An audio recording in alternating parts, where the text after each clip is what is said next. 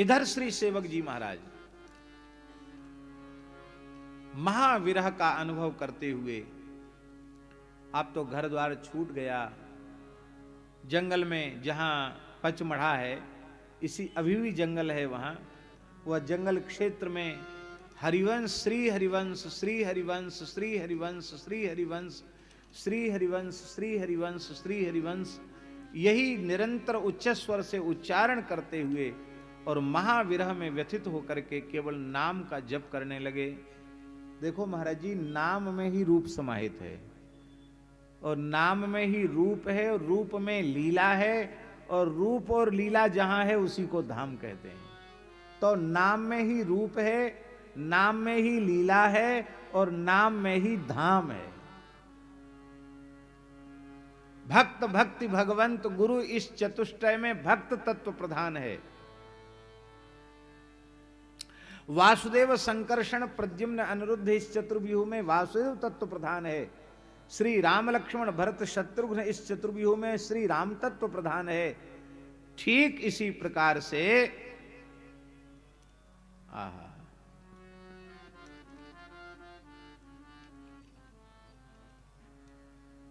बोलो वृंदावन विहग, क्या कह रहे थे हम? हाँ, इसी प्रकार से नाम रूप लीलाधाम इस चतुष्टय में नाम प्रधान है। बहुत प्रसिद्ध है, नाम वाणी जहां श्याम श्यामा तहां, और नाम वाणी निकट श्याम श्यामा प्रकट। स्वामी जी, वृंदावन के ठाकुर वृंदावन से एक पग बाहर नहीं जाते, प्रसिद्ध है कि नहीं? वृंदावन परित्यज्य पादमेकम न गच्छति, एक पग बाहर नहीं जाते। अब मेड़ता में मीराबाई को दर्शन हो रहा है बचपन में, मीरा को प्रभु दर्शन दीना प्रेम नदी के तीरा। वहां प्रेम नदी जमुना जी कहाँ आई? मेड़ता में कहाँ जमुना जी धरी है? पर मीरा को बाल्यकाल में श्री कृष्ण दर्शन हो रहा है। अब संगति बिठाओ, कैसे बिठाओगे संगति?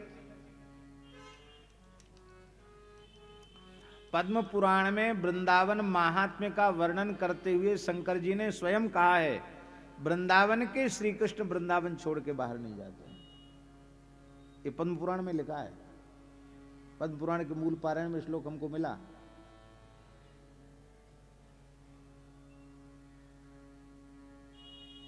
अब मानना पड़ेगा कि मीरा जी को जिनका दर्शन हुआ वो श्री कृष्ण वृंदावन वाले नहीं है। मानोगे क्या? नहीं मानोगे?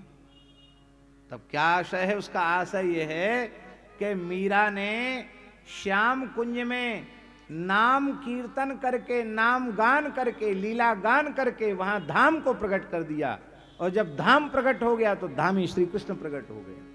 इसलिए भगवान वृंदावन से एक पग बाहर नहीं जाते, ये बात भी बनी रही। जहां नाम रूप लीला का गान होगा वहीं धाम प्रकट हो जाएगा, जहां धाम प्रकट हो जाएगा वहां रूप प्रकट हो जाएगा।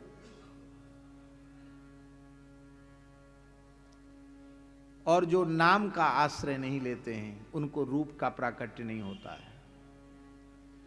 नामाश्रयी जो नहीं है उनके सामने रूप प्रकट हो जाएगा तो रूप के दर्शन का आस्वादन वो नहीं कर पाएंगे, आनंद नहीं ले सकते। देखो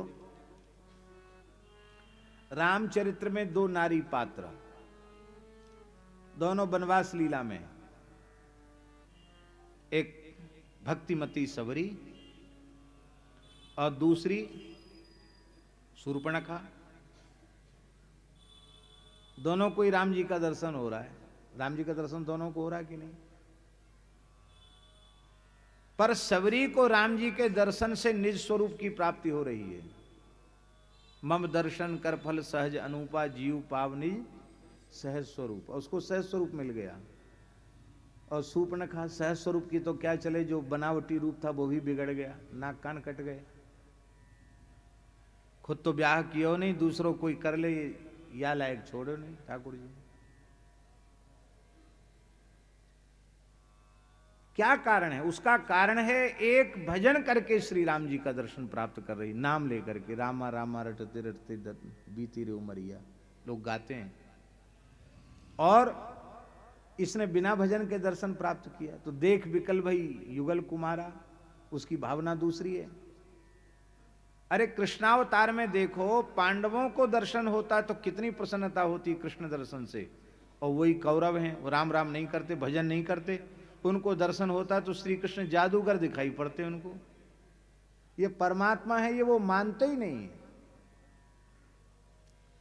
नाम के बिना रूप का अनुभव होगा तो रूप के दर्शन का जो लाभ मिलना चाहिए वो लाभ नहीं मिलेगा, और नाम के बिना लीला भी समझ में नहीं आएगी। और धाम में भी धाम की महिमा तो है, पर धाम के सुख का अनुभव उन्हीं को होता है जो धाम में रहकर निरंतर श्री नाम का आश्रय लेकर के रहते हैं। नाम का आश्रय लेकर के रहते हैं, उनको धाम का रस मिलता है।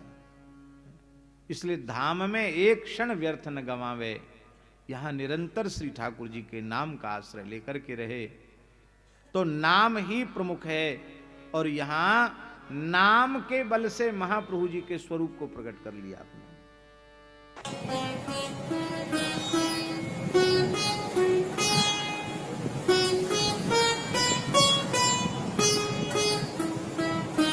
श्री सीताराम प्रतिदिन सत्संग एवं दर्शन के लिए श्री महाराज जी के ऑफिशियल चैनल को जरूर सब्सक्राइब करें।